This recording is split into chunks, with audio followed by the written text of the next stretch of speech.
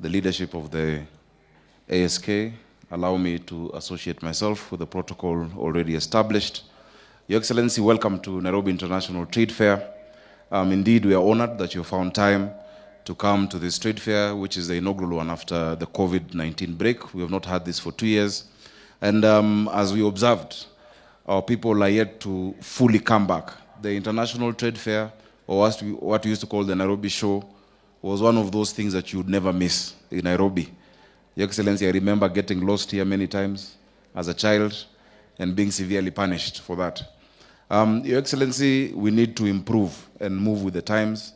As you see, this is a great facility that we have that is an asset and should not only be used once a week in the year, but should have activities throughout. And for that reason, I want to congratulate the leadership of the ASK for having been able to launch the Expo Center which you have opened. We want to see year-long activities, open it up for us. Your Excellency, I've played rugby in this field. I think they stopped leaving it out for our sports teams. Let us have more activity in this showground so that we can move with the times. People have moved with technology. There are more ways of attracting business. Let's talk about agriculture in an urban scope.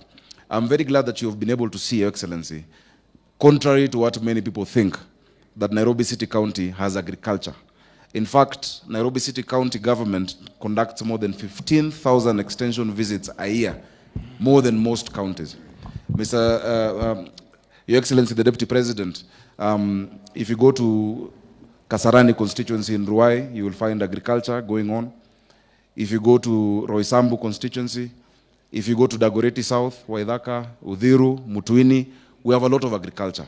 But when it comes to allocating resources from the national government that supports counties, Nairobi is always left behind. I had mentioned to you, and I want to thank you for the interventions that you're making to the drought-stricken counties. But when you're making those interventions to the drought-stricken counties because of the issue of famine, I would humbly ask that you remember Nairobi County, because we are at the end of the food chain. Your Excellency, when there is no food across the country, there is no food in Nairobi. And urban poverty bites harder sometimes than rural poverty. When somebody does not have food in Nairobi or money, they will not eat, they will not have a place to sleep. In the rural area, sometimes your neighbor will give you gorogoro ya mahindi. Back in Western, even the fence inakuwa ni mboga. But in Nairobi, it is very difficult. So we'd like to ask you that you think of interventions that can also support our people in our informal areas. You have seen the kind of agriculture we're doing. You have seen urban farming, using hydroponics, where we're going vertical. And Your Excellency, this is an area that my government in Nairobi will be willing to, we're going to support and support fully. Speak to that. You have seen the Nairobi water and earthy water work stand. We have a shortfall of around 300 million liters of water a day. If you support the work that they're doing, we should be able to get another 140 million liters of water by the end of next year, because of many places in our county have not been able to access that. Your Excellency, you have also been able to see the other stands that are exhibited to look at. With those very many remarks, let me take this opportunity to welcome Your Excellency, the Deputy.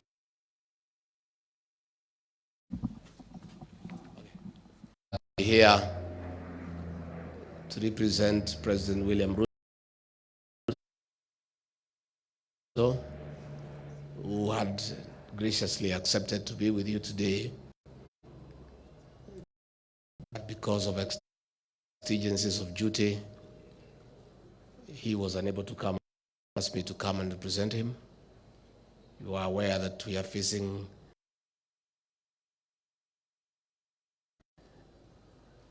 a serious problem with the drought, and he needs to have a hands-on approach, and he is busy with our development partners trying to marshal and harness resources to make sure that no Kenyan dies from starvation.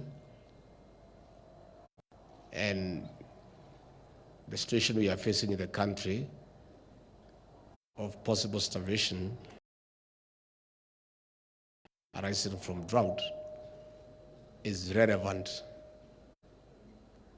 to what brings us here today, agriculture and food production, which is something we really want to put a lot of effort So if you allow me, I'll read his remarks as he would have communicated to all those who are here today and the nation.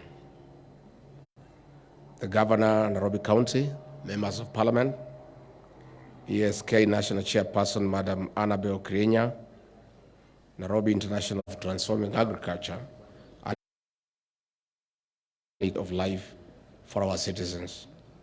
The theme underscores our government's commitment to promoting innovation and technology for the growth of the agricultural sector as an enabler for economic transformation and sustainability. This trade fair, therefore, affords us the opportunity to showcase modern technologies that are useful to making Kenya's agricultural sector globally competitive. Ladies and gentlemen, we are currently facing unprecedented high food prices, occasioned both by internal and external factors. The government is alive to the high cost of living, steady increase, translate to export of jobs to the countries of origin. As a country, we have an opportunity to invest in production. With our annual production for major food crops, notably maize, beans, wheat, and rice, falling way short of our national demand and consumption, pointing to reliance on food imports. Agriculture is the engine that drives Kenya's economic and industrial development, particularly in food production, income generation, and provision of raw materials for manufacturing. The government is committed to achieving sustainable economy. Agriculture has the potential to lift many people out of poverty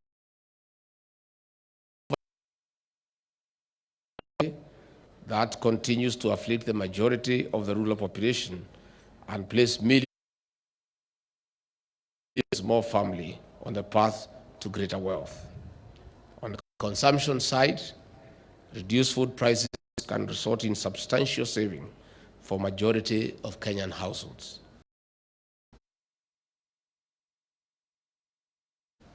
Strategic interventions in agriculture, therefore, hold the key to unlocking the tremendous promise of rapid growth in wealth generally and incomes in particular, achieved simultaneously working capital to enable farmers purchase of food prices and subsequently cost of living can be achieved at the same time as of our economy. 2/3 of Kenyans derive their income from agriculture. Increasing income to farmers translates to many of our people having more income, which they can spend and spur even more economic growth. Will therefore undoubtedly spur growth of the manufacturing.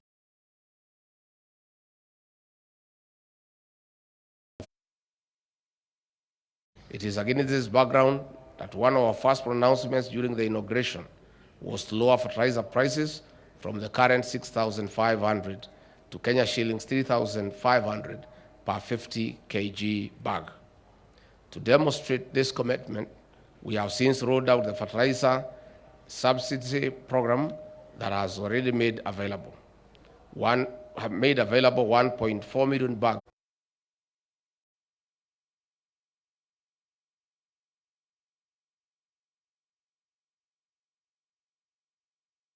to food production systems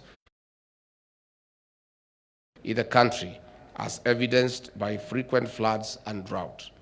To respond to this and build production resilience, the government initiated and is supporting and promoting various adaptive programs. To cushion our farmers from adversities of climate change, the government has committed Kenya shillings 3 billion to implement. To date, the project has covered 1.3 million farmers. Further, the government will with the support from the World Bank, is implementing the Climate Smart Agricultural Project in 24 counties of our 5-year period with the objective of increasing agricultural productivity and building resilience to climate change risk in the targeted smallholder farming and pastoral communities in Kenya, and in the event of an eligible crisis or emergency, to provide immediate and effective response. A total of Kenya shillings 27.9 billion is available for this program. Besides supporting community-led projects and mitigating against natural calamity-induced losses, the project also focuses, finally, ladies and gentlemen, I once again thank the government of Nairobi, exhibitors, and all other stakeholders who contributed towards making this trade fair a success. It is now my pleasure to declare the 2022 ASK Nairobi International Trade Fair officially open. God bless you, and God bless Kenya.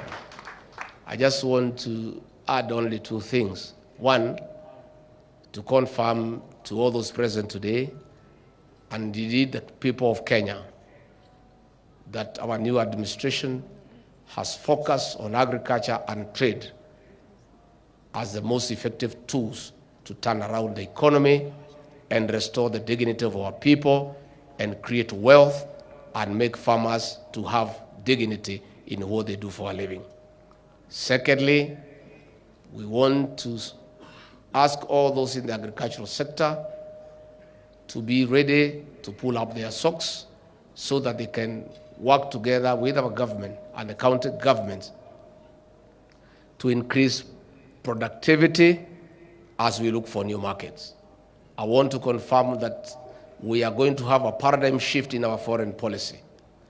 All the ambassadors and the high commissioners who will be appointed by this new administration to serve in the various missions across the globe, 70% of their work will be to look for new markets for our agricultural produce while expanding the existing markets. Indeed, we have agreed that all the ambassadors and high commissioners who will be appointed will sign an MOU with us for 2 years on what we expect them to do in terms of enlarging markets and creating new markets. Those who are unable to deliver will be recalled back home to come and start farming with the other farmers here. I also want to confirm to our farmers in the tea subsector that the government will not allow anybody to destabilize the reforms and the stability that is going on in the tea subsector. The attempt by former directors to forcibly take over factories and the KTDA headquarters is the height of impunity, and the government will not allow impunity. We must allow the directors who are in office to continue executing their mandate and continue instituting reforms in the tea subsector and looking for market to make sure that our tea farmers get value for money. Finally, because the gentlemen of the press are here, you have had a habit over the campaign period to always twist what we say in public to suit your own needs for whatever purpose. We want to tell the press the campaign is over. Report us objectively. When I was in Baringo, I did announce to the people of Kenya that we have a serious program on afforestation.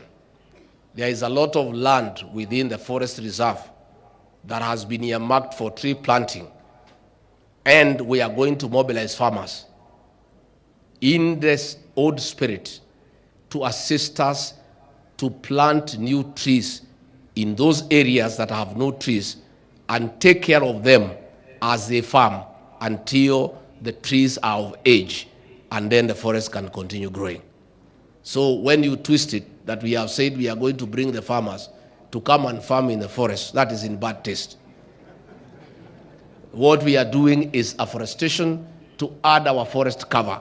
So all those areas, virgin land within the forest reserve, there will be a very, very serious program of afforestation, and will mobilize farmers near the gazetted reserves to partner with us to start a very serious program of afforestation to be able to enhance our water catchment areas and to be able to deal with the effects of climate change. So I hope you'll be able now to put that one clearly. But if you want to twist it, you can still go ahead, there's no problem.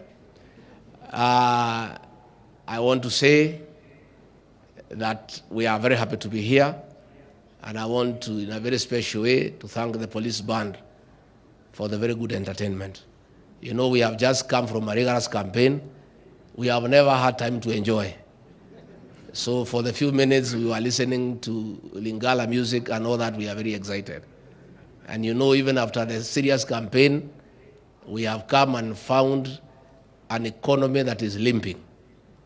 And we have a lot of work to do.